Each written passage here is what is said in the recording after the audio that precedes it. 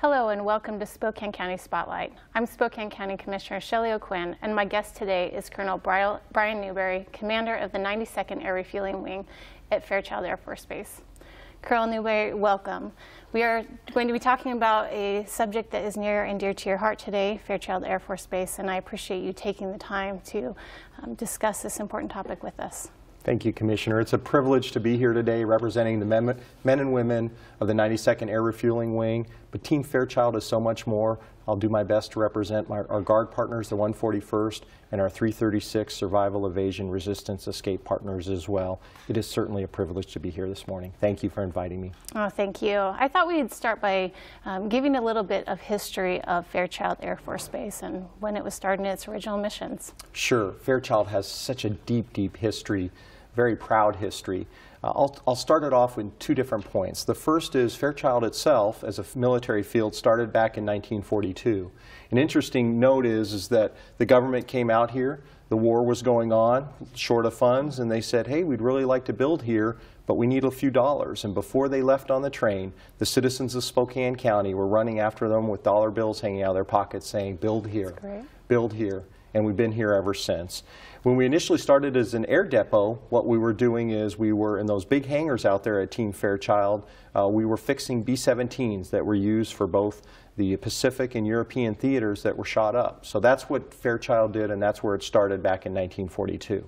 At the same time, the proud 92nd Air Refueling Wing started down in Louisiana as a B-17 unit, went over to Europe, and was in all the famous missions that you know of.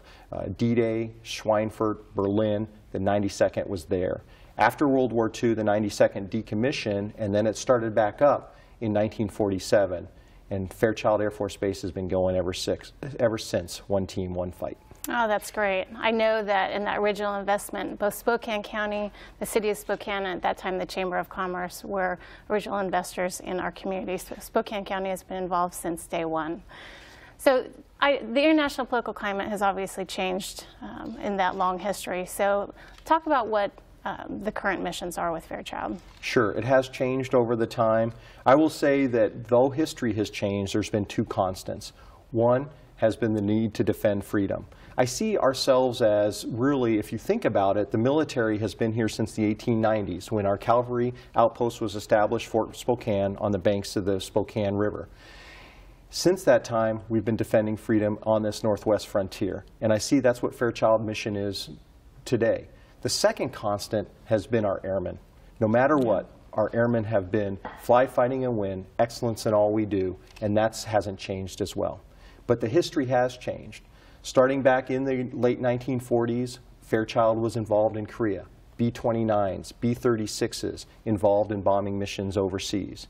Vietnam, B-52s, participating in many major exercises, combat actions over in Vietnam. Through it all, if you think about it, the Cold War was raging on, and we were the front lines for that mission, as the Soviet Union is just over the horizon. And we had B-52s and tankers sitting on alert, representing America and standing strong, until that wall came tumbling down. And now we've transitioned to a new war. An even more difficult war, the war on terror. And our tankers, as we speak in this interview, we've got tankers and air crews overseas fueling the fight overhead Afghanistan. So we've been involved, history has changed, but our mission has not, of defending freedom, and we'll continue to do that. And one specific area that I can talk about is our Operation Noble Eagle mission. I am very proud of that mission and what we do. And what that is two crews, a Guard crew and an active duty 92nd crew, sitting on alert 24/7. And they take off into the night air or day air, whenever it's called. And they take on off and they go up and refuel fighters that are launched to protect our coastline. This year alone, we've had 19 launches. It happens about every 2 or 3 weeks. This week alone, when we're taping this interview, we've had 2 launches, one last night. We make it happen 24/7. That mission set will not stop because our mission of defending America can never fail. That's incredible. Thank you very much for sharing the history. You know, many are familiar with Fairchild Air Force Base, but don't actually understand the economic significance that it has to our region. Can you comment, Colonel, on the economic impact that Fairchild has locally to our economy? Sure, sure. I know the county looks at the huge numbers that's involved. For us alone, what we look at is our direct economic impact, and this is going to be for any base across this nation, has a huge impact on its community. But for us, $442 million is what we end up contributing locally. There's over 2,000 jobs that are created locally by the base. We are the largest single employer within the Eastern Washington here. That then leads directly to $93 million worth of economic impact. There's another $100 million impact of local contracts that we do. So it all adds up. It all adds up. But I'll tell you, as I talk about the economic impact, there's two other areas that I just want to highlight more on how you all help us, and that's our incredible civilian workforce. An absolutely amazing part of Team Fairchild. We can't do it without them. And that's why not only the furlough situation that we had because of sequester this summer, as well as the recent government shutdown, that's where the challenge has been, because my 1,000 civilians out there, they're part of Spokane County. That's where they live. And they're an incredible part of Team Fairchild, and they bring an experience and a patriotism that can't be matched. But they're part of that economic impact, and we thank the Inland Northwest for giving us such patriots to our mission. And then the second part is certainly our retirees out there. 13,000 retirees that we have out there in the local area. It's quite a few. They put their hand up and said, I'll serve, and now it's my responsibility as installation commander to serve them. So we're doing the best we can to serve our retiree population out there, but they certainly have a continuing economic impact within this great region. So two follow-up questions to that. How many civilian and military employees do you have out at Fairchild? Okay. We have about 1,000 civilians. I have 3,000 on the 92nd side, and then we have about another 1,000 guard partners. When you throw in another 3,000 military dependents in the mix, my little city out there gets up to about 9,000 or so is what we have, and then other 13,000 retirees out there. So we're small, but we're mighty. You're our largest single-site employer in our region. And I have also heard another rumor, which I thought was an interesting one, that Fairchild is the second most requested retirement location after Hawaii. I'm not sure why someone would pick Hawaii over Spokane County. I am personally a little biased there, but can you confirm that rumor? I actually can't confirm that rumor. It is a good rumor. I will tell you that I have heard in my time that certainly in the old SAC days that Fairchild was one of the most wanted locations. Not only does it have a beautiful area to live in, it's got a great climate, but it certainly also has great people here. I'll tell you, I'm fond, and we'll talk more as the interview goes about the great citizens of Spokane County, but I feel like I'm in the Midwest here with just the patriotism that just abounds, so I'm sure people want to retire in that. I will tell you that there are a lot of people from Fairchild that do retire here, and it is a lovely area, especially with fall days like this. Who can beat it? Exactly. Well, we know that Fairchild has a significant impact on our region economically, but also those military personnel that you were just talking about contribute to our local quality of life. Can you comment on some of the volunteer hours that they contribute and some of the organizations in which they're involved in? Sure, sure. For me, this volunteer part is a very important part of what our mission of airmen do. We do service before self is part of our mantra, and that is what we need to follow on a daily basis. But for me, it goes back to that 1942 time frame where the citizens of Spokane County said, we want you here. They started the handshake. It's important for us to finish. And any right start briefing that I give to new airmen, I always make that point to them.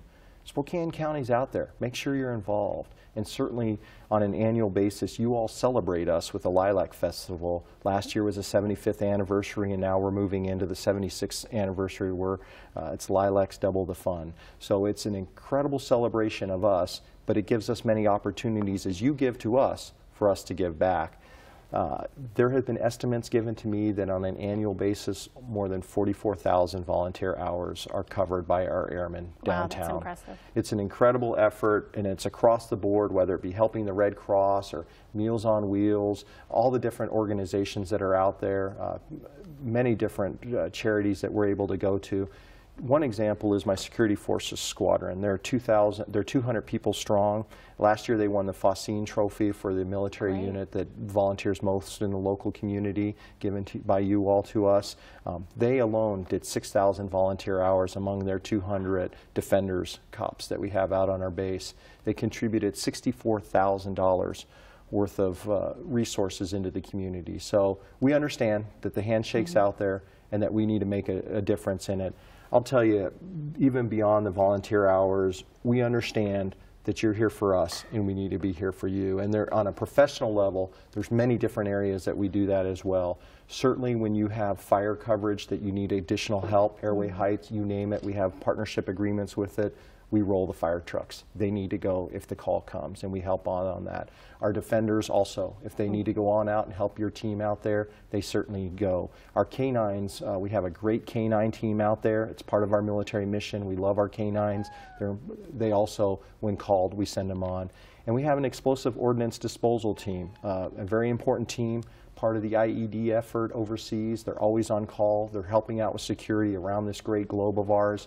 But they get called often as well to help out your team. If there's something found that's suspicious they need to go take a look at, we go and do that. And just as I'm proud of our O&E, our Operation Noble Eagle alert mission that we have there, I'm very proud of our rescue helicopter flight that we have. The 36 RQF, they belong to our base as well. They're our partners there on base, but they have 4 UH-1 Hueys that make a difference for us here. Since they've been here, they've been responsible for 682 saves out in the inland Northwest. Wow.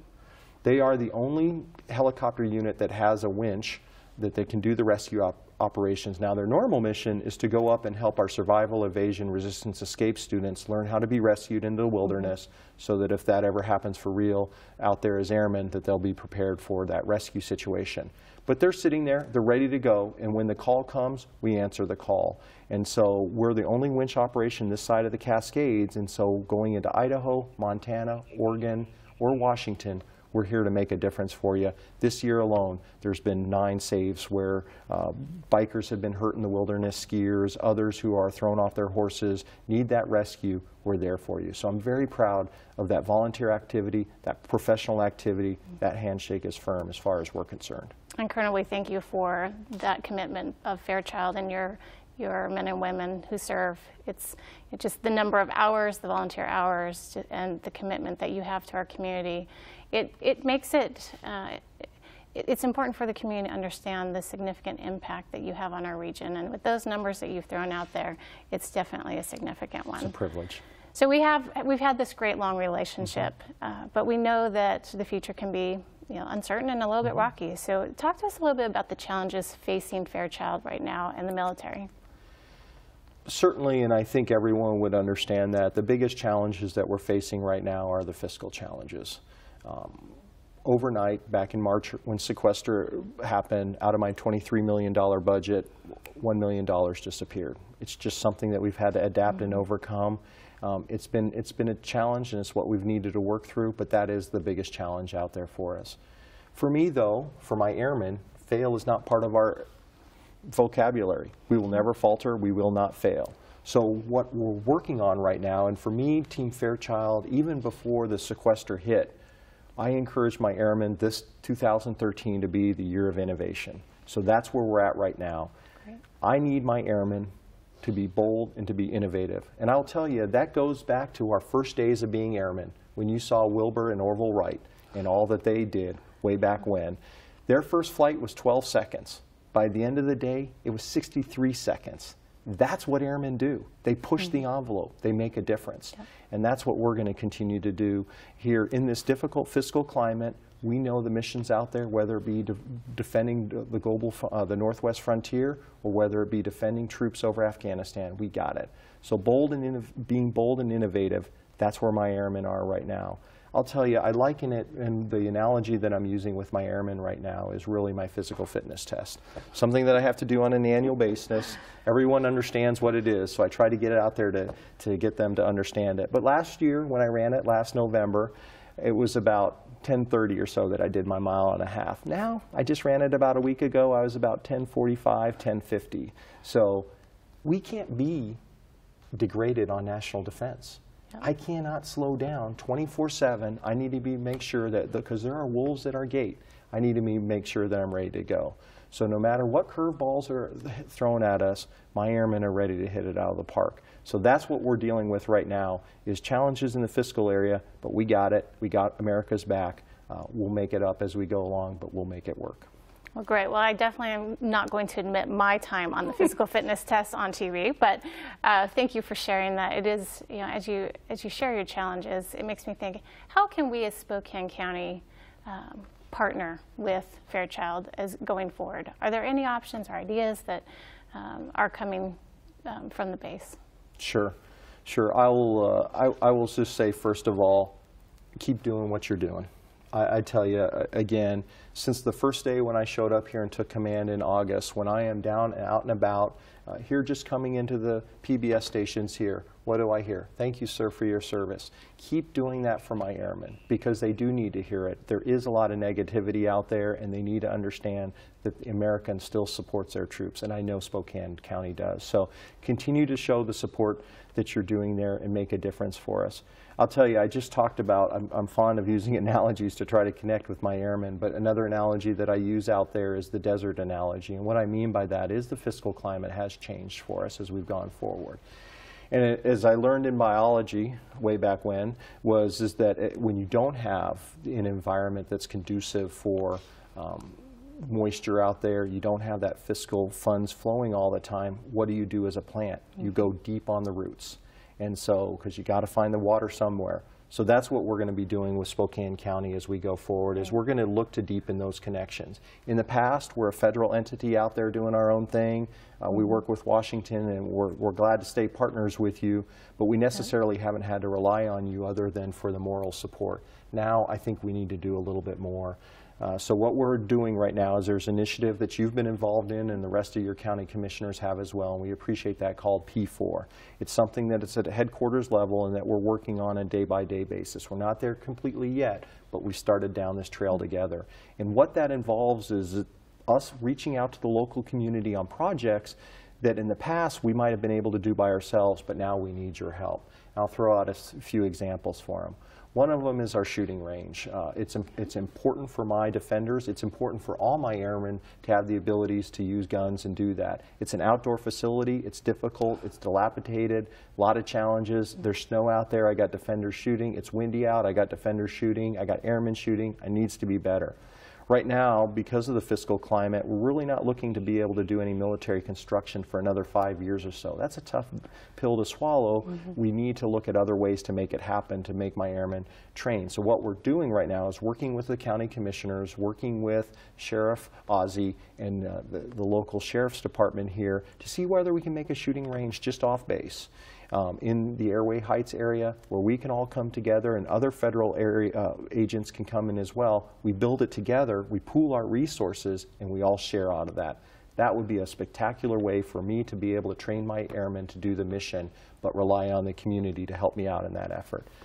Other examples out there is my medics. My medics go to Afghanistan. There's not a lot of emergency actions, emergency ER things happening on Fairchild Air Force Base. That's good news. But the tough news is that my medics are not getting experience with those casualties that they need. So working in your ER where there are other accidents that we can see and train, watch behind the shoulders of your great medics here, that's an area where we're working on to kind of expand that partnership with the local hospitals. We might have a local aero club happen on base where we have local flying, and again, we allow you to use your runway, but you bring your pilots and your aircraft out here on base. So that's another deal, and we might be doing a community partnership with Airway Heights for a community center. So those are some of the areas that we're looking with to try to have those plant roots go deep. We already have deep roots, but we need to go deeper in this fiscal climate. Yeah, in the current fiscal climate, I believe that citizens and taxpayers, both in Spokane County and nationwide, have the expectation that we will figure out how to work together to pool those resources. Because as you said, we still have, in spite of the financial challenges that we all face, whether it's in the military or the Spokane County government, we still have the expectation and services that we need to deliver to make sure that we are operating efficiently. So I appreciate your willingness to partner with Spokane County and to partner with others as we look for ways to meet needs that we both have. So in our final few minutes, I wanted to talk, Spokane County has had a long history with Fairchild Air Force Base. We have, discussed some of those projects, from the Lilac Parade through some of the other items that we've discussed. Back in 2008, 2009, when we had our major snowstorms, Fairchild was thankfully willing to send out both equipment and personnel to help us clean up those roads and get our citizens moving again. But is there any other stories that you would like to share regarding projects and partnerships with Spokane County? Sure.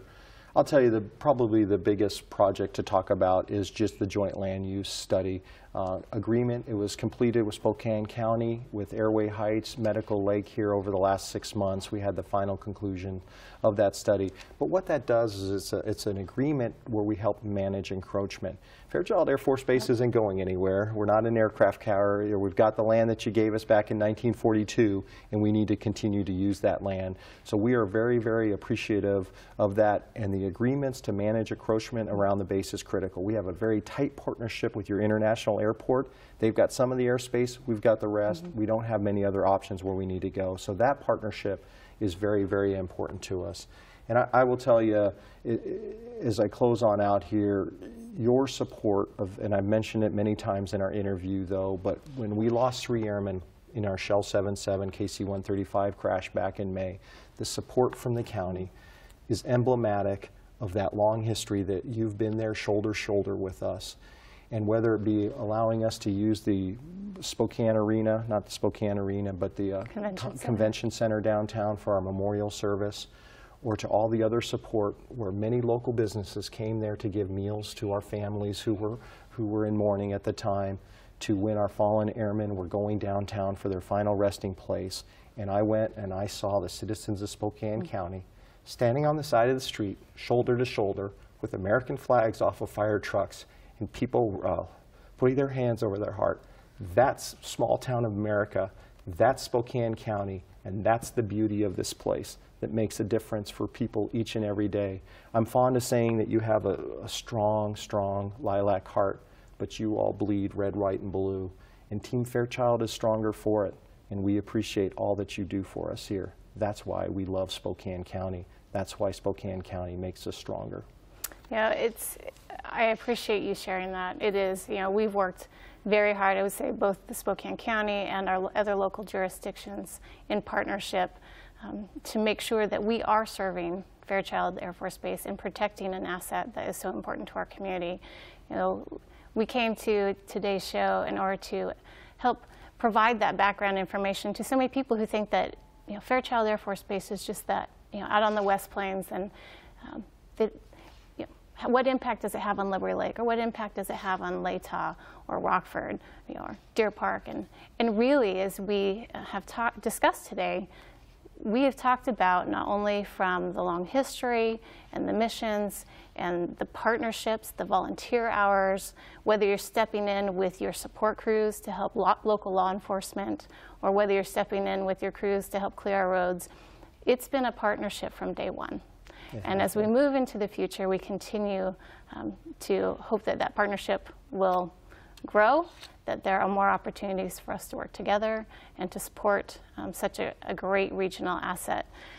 In just the last, I believe we have about 2 minutes left, is there any final words that you would like to share with Spokane County viewers today?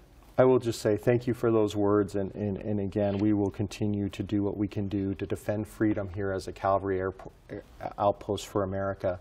But I will say that this afternoon on Fairchild Air Force Base, the French government is going to give a Legion of Honor to an airman who retired in 1963, but he flew B-24s, 38 combat missions over Europe. He is our member of our greatest generation. And I am fond of saying that we stand on the shoulders of giants, and he's one of those giants that we're going to recognize. Commissioner, I will just say in my short time here in Spokane County is a giant. You are a firm foundation for America, for projecting national defense. As we fly, fight, and win, as we fuel freedom for America, you provide us that runway for us to do what we need to do. You all are giants. Thank you, Commissioner, for that service. Thank you, Colonel Newberry, for your time today and for sharing about Fairchild Air Force Base. And thank you very much for joining us for Spokane County Spotlight.